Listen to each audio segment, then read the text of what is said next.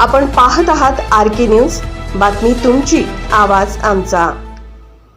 1972 साली कोल्हापूर नगरपालिकेचं महापालिकेमध्ये रूपांतर झालं आणि त्यावेळेपासून आजपर्यंत कोल्हापूर शहराची 1 इंच हद्दवाढ झाली। हद्दवाढ ही एक नैसर्गिक प्रक्रिया आहे।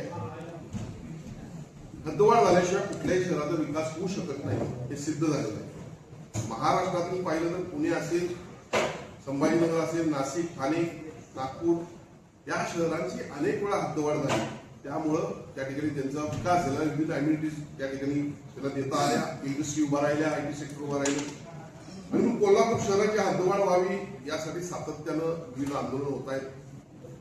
काही राजकीय हेतून त्याला विरोध होत होता, पण सन्माननीय मुख्यमंत्री देवेंद्र फडणवीस, उपमुख्यमंत्री नगर विकास मंत्री एकनाथ शिंदे साहेब, कैलासवासी अजितदादा पवार यांनी देखील सातत्यानं कोल्हापूर शहराची हद्दवाढ होणं गरजेचं आहे आणि सर्वांनी एक मताने हद्दवाढ करावी अशा पद्धतीचं आपलं म्हणणं मांडलं होतं। माझा देखील सातत्यानं मुख्यमंत्र्यांच्याकडे आलं होतं की आपण या ठिकाणी हद्दवाढ घोषित करावी।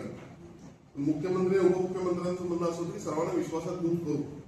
त्या पद्धतीनं मला वाटतं जुलै 2024च्या पावसाळी अधिवेशनामध्ये सर्वांचं एकमत झालं आणि हद्दवाढ करण्याचा निर्णय झाला। पण जानेवारी 2026 मध्ये कोल्हापूर महापालिकेची निवडणूक असल्यामुळे आणि 6 महिने अगोदर हद्दवाढ करण्यात नियमाला येत नसल्यामुळे त्या हद्दवाढ निवडणुकीनंतर करण्याचा निर्णय झाला। पण दुसरी एक अडचण आता अशी निर्माण झाली की लोकसंख्या जनगणनाचे जो प्रकार जनगणनाची सुरुवात देशाची त्यामध्ये जनगणना पूर्ण होत नाही तोपर्यंत हद्दवाढ कुठल्याही शहराची करता येत नाही असा एक विषय आहे आणि त्यामुळं गेले अनेक दिवस याविषयी संभ्रम व्यवस्था होती, अवस्था होती, जिल्ह्यामध्ये असेल, शहरामध्ये असेल आणि म्हणून जिल्ह्यातील किंवा शहरातील नागरिकांना यामध्ये आपल्याला काही काय कळावं यासाठी मी लक्षवेधी दाखल केली होती आणि या लक्षवेधीमध्ये सन्माननीय मंत्री श्रीमती माधुरी मिसाळ यांनी स्पष्टपणे सांगितलेलं आहे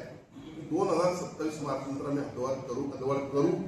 त्यांनी ज्या वेळेला यानंतर होऊ असं म्हणलं त्यावेळी मी उपप्रश्न विचारला 2027 नंतर नक्की होणार काय आणि त्यावेळेला मंत्र्यांनी एकदा बोललं किंवा मंत्र्यांकडनं वळवून घेतलं किंवा तो जनतेचा किंवा आमचा हक्क आहे। मला खात्री आहे 2027 मार्च नंतर या राज्याचे लोकप्रिय मुख्यमंत्री देवेंद्र फडणवीस साहेब, उपमुख्यमंत्री लोकप्रिय सन्माननीय नामदार एकनाथ शिंदे साहेब, श्रीमती सुनेत्रा पवार वहिनी या सर्वांनी मिळून हे सर्वजण मिळून या शहराची हद्दवाढ केली।